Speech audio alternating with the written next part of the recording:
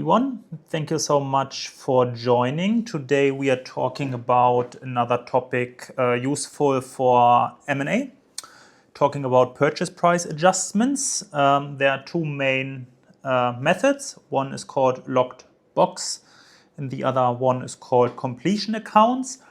Why do we need to talk about purchase price adjustments in the first place? Why do we need to adjust a purchase price? So what is happening? First, the purchase price adjustments are needed because they reflect the company's actual position at closing. What is closing? So the deal is being made at the signing date. That's where the buyer and seller, they sit together, they do analysis, and they agree on a price. And they basically sign the share purchase agreement or sale purchase agreement, the document that outlines all the legal requirements. So they have signed the deal, but then ownership of the company transfers not directly because there are so-called pre-closing conditions. Regulatory approvals are needed, antitrust approvals and so on. So it takes a bit of time for those pre-closing conditions to be met. Also, the companies actually need to prepare for ownership change, talk to sellers, talk to customers to actually make it happen, depending on the structure of the target company, some entanglements, maybe changing from intra-company to inter-company processes. So closing date is the date where all the pre-closing conditions have been met, and then basically where the company transfers to the new buyer. And this is also where then the buyer transfers money to the seller. Yeah. So closing is basically transfer of ownership. So the problem is because you need to agree and you need to make the deal final, you agree on a purchase price here. You agree on a price that the buyer is willing to buy the company for.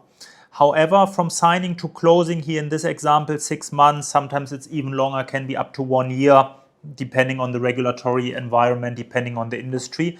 The company still needs to operate. So the company still has a different cash profile, working capital changes, maybe improves their revenue structure and so on. So the company is still operating. So what is important that at closing date, the buyer wants to ensure, hey, the company that I get here actually reflects to what we have agreed here. Yeah, I don't want to agree on something because at this point the company is in a really good position and then something happens and then I buy a shitty company at closing. Yeah. So there are two ways of making this happen. So in general, purchase price adjustments are needed, especially cash, debt and working capital, because they fluctuate between signing and closing. And if those changes are not accounted for, one party, the buyer or seller, could end up with an unfair deal.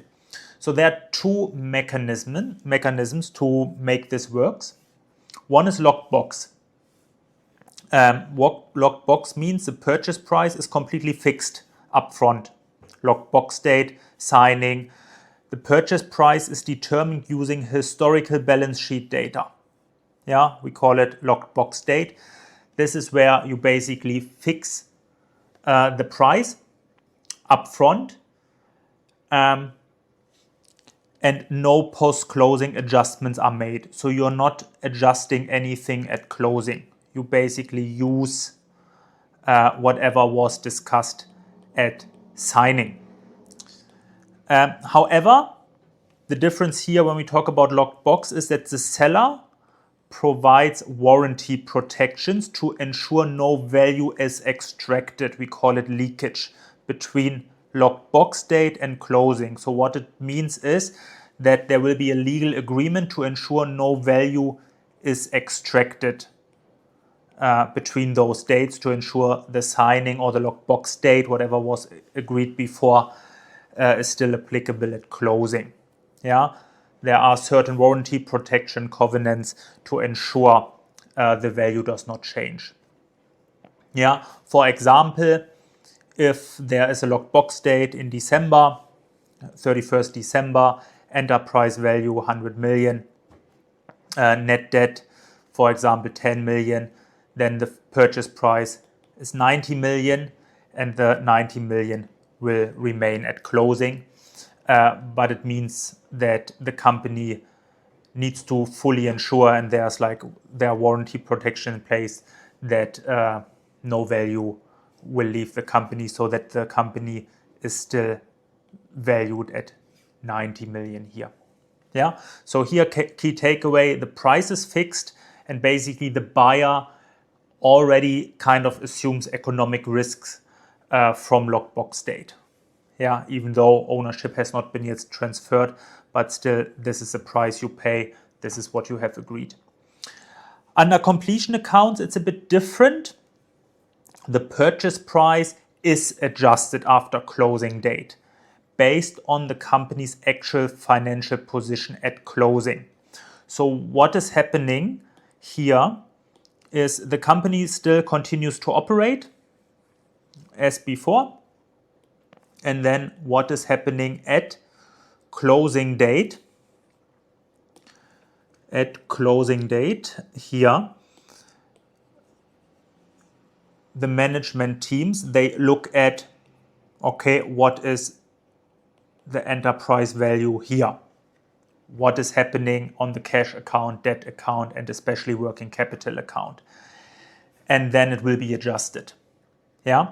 Those adjustments usually cash, debt, working capital, and this price here is under completion accounts is a provisional price at signing, and the final price is determined at closing at the very end. Example here, if we have 100 million and then we have, for example, debt, EV agreed 100, debt agreed, let's say 10.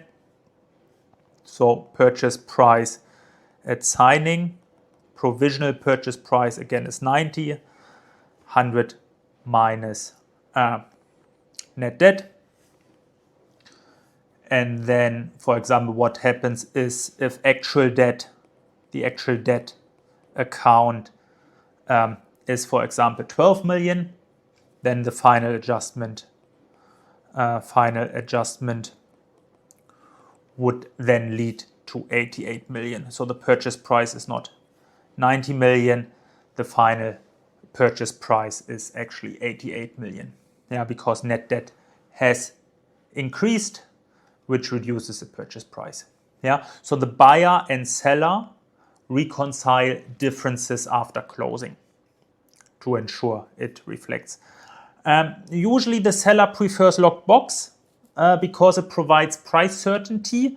Buyer prefers completion accounts because it feels a bit fairer and more fair and a bit more under control, because after the closing, the buyer is responsible and can actually check those accounts.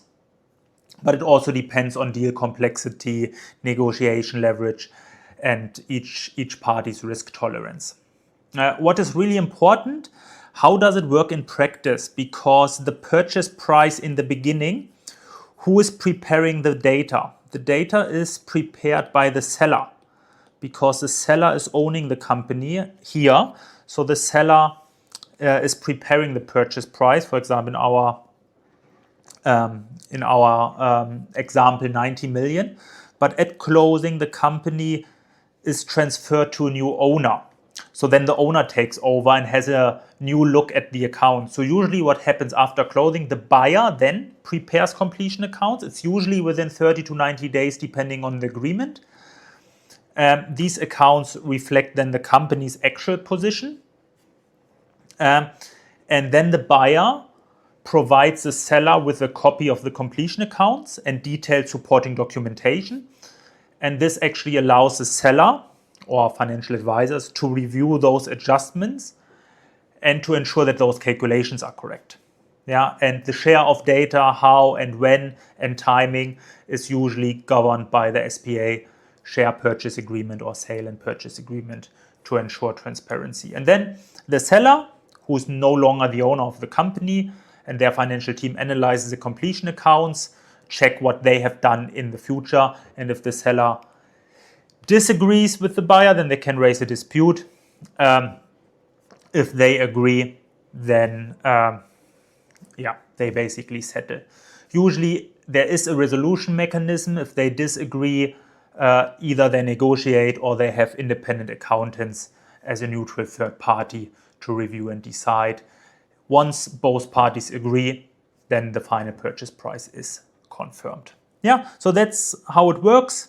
Again, the main reason is because we have those two different dates. During that period, the company is still operational and still works, so the data is not fixed, financial performance changes. That's why we need to get price certainty either via locked box or via completion accounts. Thank you so much for listening. I hope you found this useful. I see you in another video. Bye-bye.